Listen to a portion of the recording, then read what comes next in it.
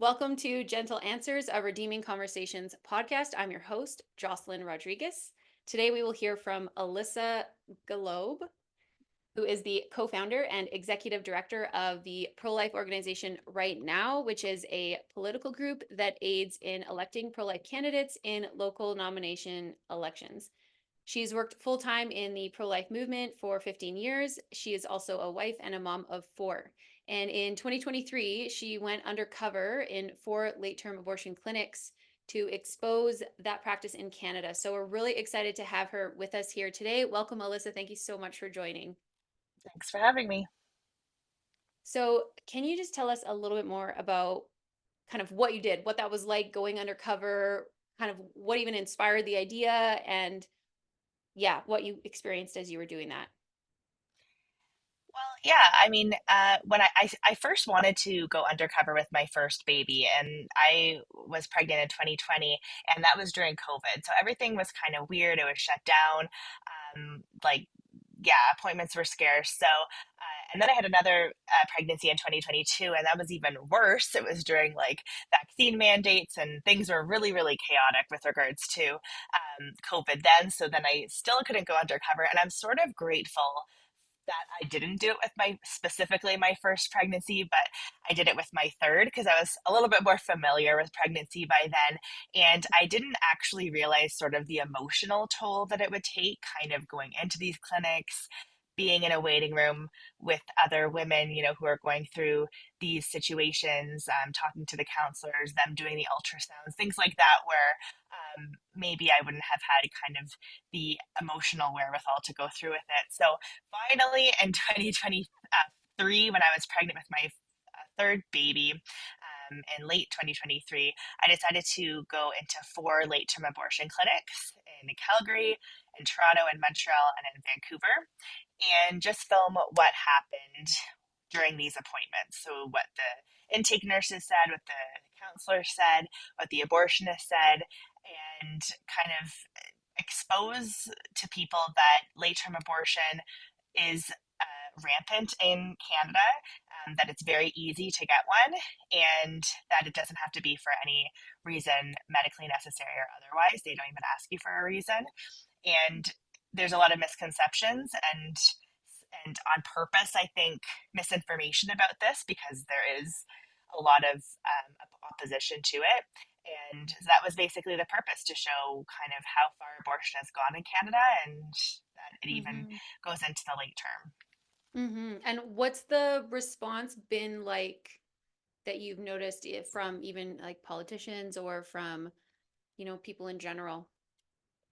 Yeah, it's interesting because on the other side of this issue, a lot of people would either say, "Oh, it still doesn't happen," and these videos are fake, or the other response would be, "Well, it doesn't matter, abortion is legal." So I always found it interesting when they said that the videos lied because I'm not really talking in the videos. It's just mostly the Mm. abortionists that are talking. So who is exactly lying? Are you saying that the abortionists in the videos are lying? Because they're telling me specifically what we know, and that late term abortions do happen in Canada.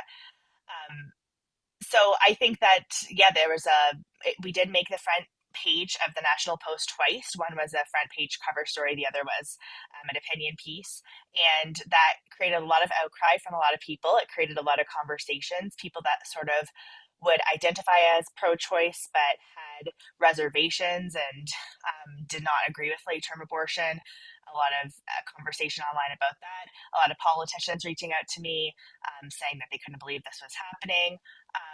So yeah, I think the response was relatively good, but I think that a lot of work needs to be done in Canada because Mhm. despite the reaction that I got for like a couple of days, it quickly died down. And this was a big story that took years in the making. So I do think that there's still a lot of work to be done on this issue, obviously.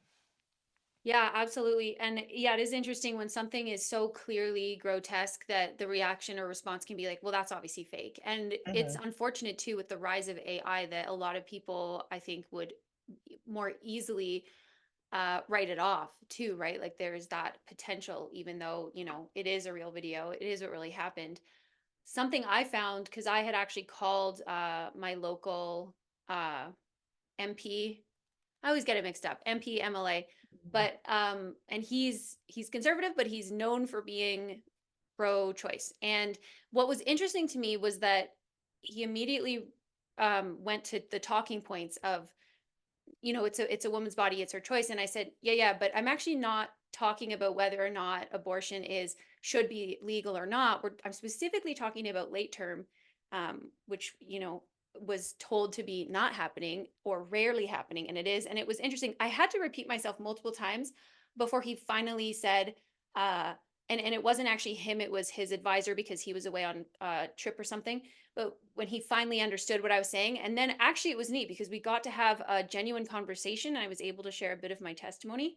So, would you encourage people to be making calls like that? And, what else can Canadians be doing at this point to help kind of keep the pressure going? Well, I think sharing the videos is a big thing, because, uh, a lot of people don't know that this is happening. A lot of people need to hear it, need to see it.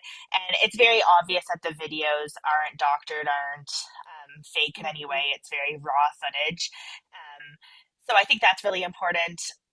Then also we're doing a petition drive when it comes to these videos because that's really important too. Having one of the largest petitions, hopefully in Canadian history, with regards to the abortion issue, is one of our main goals for 2026. So that would be definitely very helpful. You can sign the petition online or in person. And of course, making calls to your politicians is very important. I think having conversations that you had is very important. Where our strength lies in our organization is actually getting pro-life candidates nominated and elected, because it's actually weirdly easier to vote in a nomination and just choose the candidate, a very strong candidate, than after they're elected trying to sway them on certain issues. Because after they're elected, if they're still not strong on the issue, they get thrown into sort of the party machine. They get thrust these talking points, they get them shoved down their throat, and they become like little robots just repeating everything that the leader's office tells you to repeat. And sometimes that can go against what you believe, but you still think that you need to be part of the conservative team or whatever the case may be. You don't want to ruffle any feathers. There's an election coming up, whatever.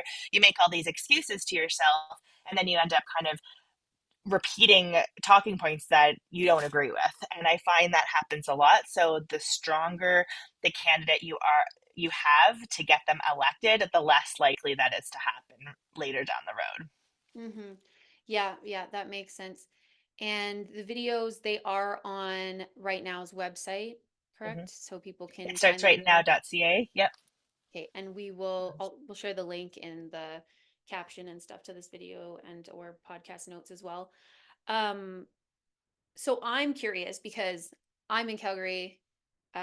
What I mean, I'm curious for all of them, but and we know, for those who don't know, actually, the three cities have been released, but Calgary's has not been released. And maybe you can actually just explain a little bit why it hasn't been released. And then I would love to hear of what you're able to share, what that was like going into the Kensington Clinic. Yeah, so like I said, the other three cities that I went into were in Montreal, Toronto, and Vancouver. So relatively more liberal cities than Calgary. But yet I was able to release those videos despite the fact that they also have injunctions around their abortion clinics, but not in Calgary. Because in Alberta, we have one of the strongest bubble zone pieces of legislation in Canada. It goes even further that if you record anything in the bubble zone and then you distribute it, so distribution is part of the legislation, then you can be charged. You can go to jail, you can be fined, that kind of thing. So we ended up not releasing the Calgary video, but I certainly can talk about what happened. And that was actually the first video that I did. I was 20 weeks pregnant. And the really interesting thing about that video was that just by happenstance, my abortion appointment was the day before my 20-week anatomy scan. So, in every pregnancy, women have to get an anatomy scan halfway through their pregnancy, where it's a very long ultrasound where they identify every little body part of the baby, like every little arm and leg. They tell you the sex of the baby. That's when people have their gender reveals, that kind of thing. So the day before that anatomy scan, I was sitting in an abortion clinic where they were talking about the different ways that I can terminate this pregnancy. And the very next day, I'm sitting in an ultrasound clinic where they're showing me every little, detail of my unborn baby and also telling me that I was having a boy. So the kind of juxtaposition between those two appointments that was completely unintentional will always stick out in my mind, Mm-hmm. especially because it was the very first abortion appointment that I had in this series of undercover exposés. Yeah, wow. And we of course know that they're not discussing all of those parts and toes and fingers and heartbeats, and it's not being discussed. And it's wild, the yeah, as you say, the juxtaposition. And Mm-hmm. I can imagine, as you alluded to before, how difficult it would be emotionally to go into that place, where, yeah, I mean, just the environment is so heavy, with grief and death, and people who, I do believe, the workers believe they're helping. I think they think they're doing what's best, but they're misguided, because I mean, that's not helping. um did you find, like, I know in one of the videos, I can't remember if it was Toronto, I mean, they were all kind of similar in that sense, the one where they said that you have to bring cash and they don't have a machine, and Mm-hmm. they were very matter of fact about it. And I think I Mm-hmm. had seen you on another interview talking about how this is clear that this isn't like a one-time thing where they're kind of like, oh, what do we do? We never experienced this. It was Mm-hmm. very like, we've been through this. We know what to Yeah, say. yeah, Um, that was in Toronto. Yeah, yeah, very sketchy. yeah, Mm-hmm. it certainly. And Yeah, I felt like I was doing a drug deal or something because they said it was 2,000 whatever, $387. You have to bring cash. You can't. We don't have a debit machine in the clinic, and we don't give change. So I literally had to give this exact number in an envelope, walking through downtown Toronto, super sketchy area in Cabbage Town, and also very pregnant at the time. So it was very uncomfortable on multiple levels.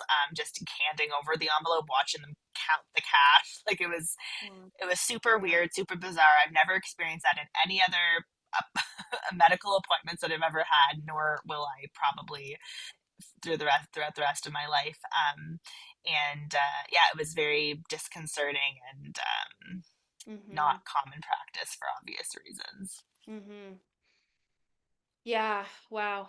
um it's great that you guys had the idea to go and do this, and it was a multi-year, or how long was it from start to finish?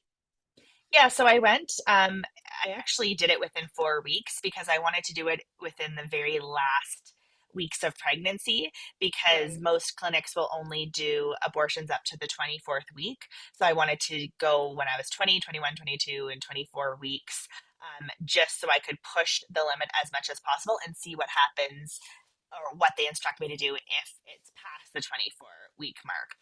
So, in each of the clinics, they would repeatedly tell me that if I was uncertain still after 24 weeks, that they would just refer me to the nearest hospital, and I would get an induction abortion at that hospital, no questions asked. And I repeatedly asked if I needed any medical reason, whether my life was in danger or my health was in danger, or the fetus or whatever, and they continuously said no.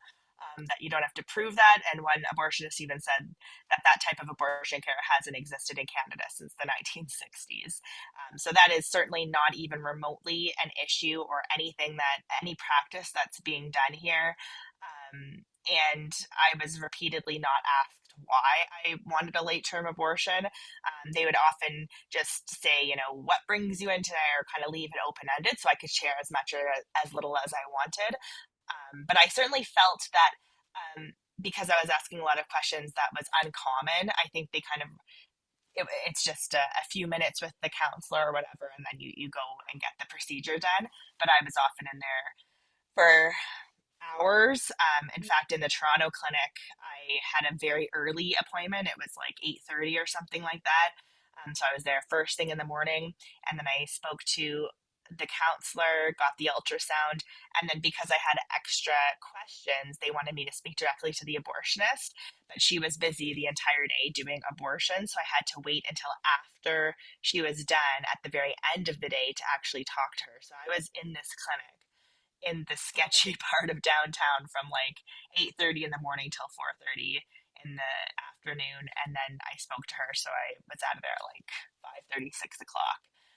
So that was super heavy, especially because Yeah. that particular clinic, it's closed now, it has moved, but it was sort of this odd townhouse. Like it wasn't in a building, it wasn't in a medical center, it was just this weird townhouse that looked like a townhouse when you walked in. Like somebody lived there before, and then they just kind of turned it into this really weird and sketchy abortion clinic. I So think you I like know went which. up this, yeah. Sorry, go ahead. So you went up this like weird narrow stairway, and then they did abortions in the upper room, and then yeah, it was just super odd. And I know they've been there for a long time. The good thing about that specific location was that it shared a wall with the crisis pregnancy center for many many years. Right. So there were sidewalk counselors that were outside every day. One of my closest friends in Ontario was the sidewalk counselor there, and she was there from morning till night every day, 5 days a week, and saved countless babies. So that was definitely good. But then they introduced an injunction, and then the clinic has moved since then. So I'm not sure what kind of like pro life activity has been going on since then, but yeah, just a really weird part of downtown for sure. Yeah. Yeah, I do know where you mean because I was wondering if it was that place. And it is Hmm. very weird looking and sketchy. And you're like, is it Hmm. even safe to perform abortions in this? Is it even like Yeah, sanitary? Like it, yeah. um, because you were obviously showing, and you show that in the video how far along you were, and how it was Mhm. visually evident. Did you get the sense that anyone was ever like uneasy at all about the fact that like clearly you're very pregnant? Not at all. No, in fact, I even said to the one counselor in Vancouver, like, I just feel so uncomfortable because I'm so pregnant. Like, I feel like this is so odd, and it gives me an uneasy feeling. And she's like, "Oh no, we don't think about that at all. It's totally fine." Oh man. So just kind of downplaying how far along I was, and when I asked, because I would ask about the development of the baby, even though that wasn't my actual mission, I still wanted to hear kind of what they were saying. And they would use every single word in the book except for any type of humanizing language. So in this particular instance, in the Vancouver clinic, she would say there are identifiable shapes. Mm-mm. So That's so and even in good. the Calgary clinic, actually, weirdly, in the Calgary clinic, when I was my earliest at 20 weeks, I asked her, and she said, there is a head, there are fingers and toes. And then when I asked about the actual procedure, she said that it comes out in pieces. So Wow. she was kind of very blunt about it, and like it wasn't a big deal.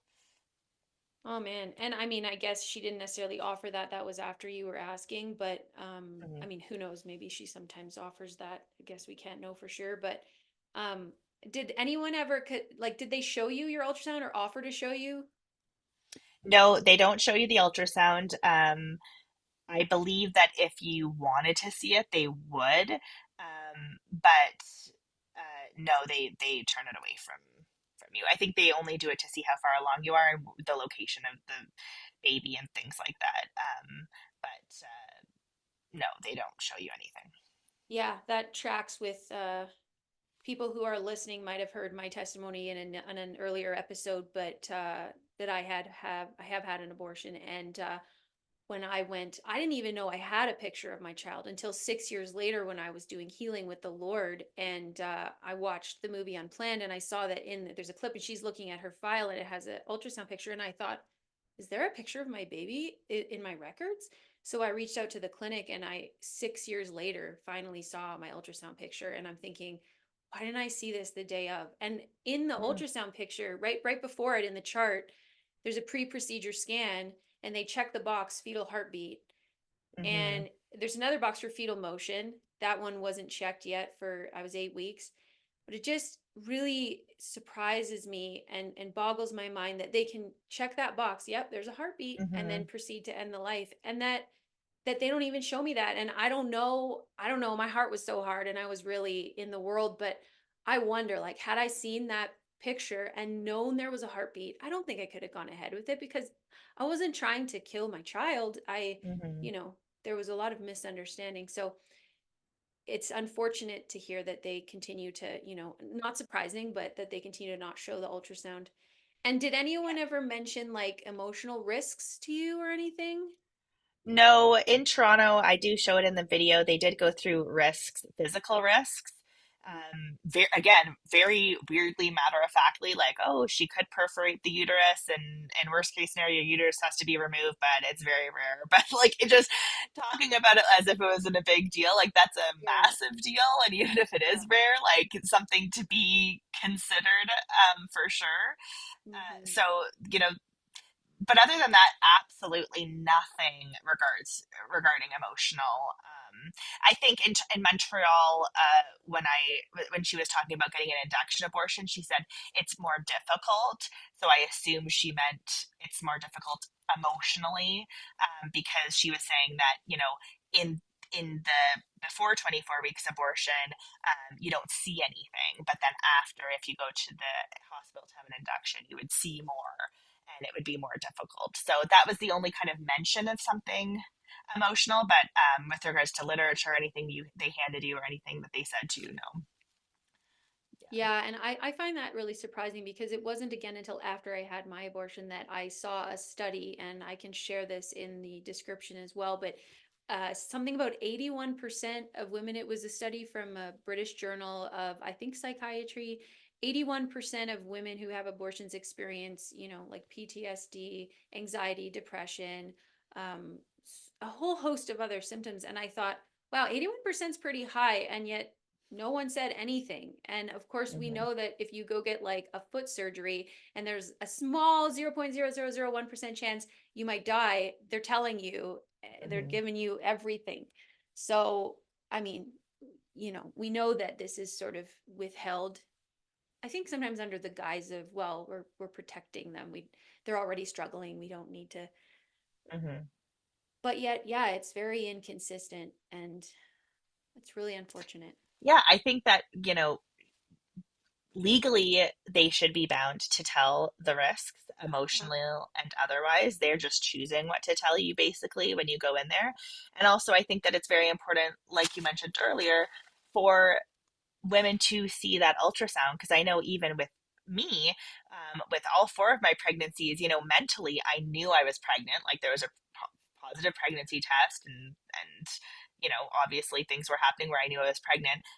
But it never seemed actually real until that first ultrasound. Then you're like, oh, there is, so I, even for women who, are keeping their babies and going forward with good pregnancy results, it's still like that. So I think that Mhm. seeing that first ultrasound, even if you don't see like a fully formed baby, but just seeing that there is something in that ultrasound shifts your mind and shifts how you think about things, because it's very easy to dehumanize. It's very Mm. easy for the abortion clinics to make it seem like it's not a big deal, it'll be done in half an hour, you don't feel anything, it's just cramping, whatever. But that's not the reality, especially for women emotionally. Yeah, yeah. No, it's really hard to wrap your head around just how it continues really, because you think, I mean, there's obviously massive cognitive dissonance in the minds of Hmm. the people because they're seeing the ultrasound. So the women aren't, and the women aren't getting the Exactly. information, but they are seeing that. And I suppose to a degree they've sanitized the language in their own mind as well to be able Hmm. to navigate that. But I've heard stories too of people who were working at abortion clinics pregnant, and so they're going excited, getting their ultrasound, talking about Hmm. development because that's their child and they're excited, and then coming to work and helping women abort, and Hmm. um, just the disconnect there and the Hmm. level of yeah, compartmentalization that you have to do in order to continue working there Hmm. because it's pretty obvious that this is a child. Absolutely. Wow. Well, I think that's really great that you were able to go in there and get that footage and be able to show it. I wish we could see the Kensington footage. Be great if at some point that injunction is overturned and we can get back to ministering on the sidewalk. For those who maybe don't know, I am on the sidewalks a couple times a week in Calgary, outside the bubble zone, of course, and just ministering to people, sharing the gospel with signs, offering help and hope for people, that saying, you don't have to do this today. We want to help you, sharing about the abortion pill reversal information. But it would be so good if we could be right close to the clinic. God is still faithful and he works wherever we stand. But Mhm. to be able to be closer would absolutely be better. And of course, we know, and some people might not know the history of the injunction and the bubble zone and all of that, but um, they claimed it was because there was all this harassment happening. The reality is Mhm. there's already legislation in place if someone is harassing someone, and Mhm. it was what it actually did is prevent people from offering genuine help and hope to people, and for those who wanted it. And if you really Mhm. believe in choice, then let people have a choice and let them know the full information.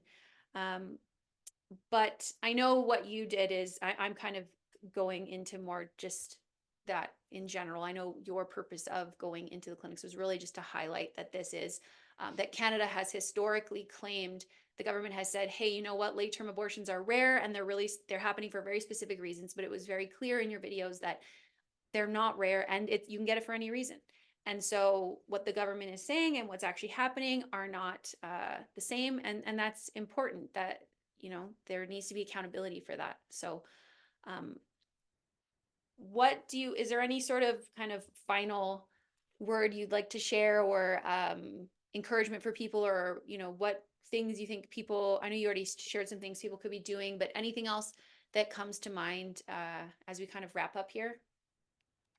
Yeah, I think that people need to do what they're called to do in the movement, right? Like, I can really encourage people to vote in a nomination. That's very simple. But again, like, nominations happen once every 3 to 4 years or something like that. Like, they're not regular. So if you want to do something regular, you know, find what you're called to do, because different people have different callings. Like, obviously yours is the sidewalk and to share your testimony and to talk to women directly. Mine is more political. Maybe I wouldn't be as good or as effective at that as you would be. Some people are really good at having conversations on the street, like engaging and kind of debating people and changing their minds. But there's literally something for everyone, whether it's helping a crisis pregnancy center, whether it's getting more involved in politics. If you don't want to just vote in a nomination, sit on your board of your EDA, whether it's provincially or federally, go to convention, change policies, run if you want. There's different systems that are established to help you run provincially or federally, as a pro life candidate, as a well rounded pro life candidate, not just a single issue candidate that has no chance of getting elected. There's internships. I mean, there's so many different things. So just Mhm. figure out what your kind of specialty is, what you feel called to, what your strengths are, and then do something in the movement in that regard. Because I do think that pro life work should be a regular part of our lives. Mhm. And there is something for everyone. So just find that thing and help us, save as many babies as we can. Amen. And you mentioned conversations too, and that's something that, of course, that redeeming conversations, we love to equip people with the capacity to have conversations on issues that are quite contentious and can produce some friction, but that there's ways to have conversations to build common ground and to, reason with people. And, as we often say at Redeeming Conversations, that you can disagree and still love each other, that it doesn't have to be, this big fight or anything like that. We can be loving in all that we do. And so if people are interested in learning more about that, they can obviously connect with Redeeming Conversations. But if people want to get a hold of you, Alissa, is the best way just going through the website of Rightnow, or? Yeah, we have social media. We have YouTube, Instagram, TikTok. We have Twitter. So our DMs are always open on all of those different websites. Our website is itstartsrightnow.ca. And if you ever are at a nomination meeting or a convention, I'll probably be there as well. So feel free to say hi. Awesome. Okay. Well, thank you so much for joining us today. Definitely, everyone, be sure to check out those videos of the undercover clinic operation. And as Alissa mentioned, they can be found at itstartsrightnow.ca. And if you have any questions or comments, feel free to share them with us. And thanks for joining us today. Take care. Thanks for having me.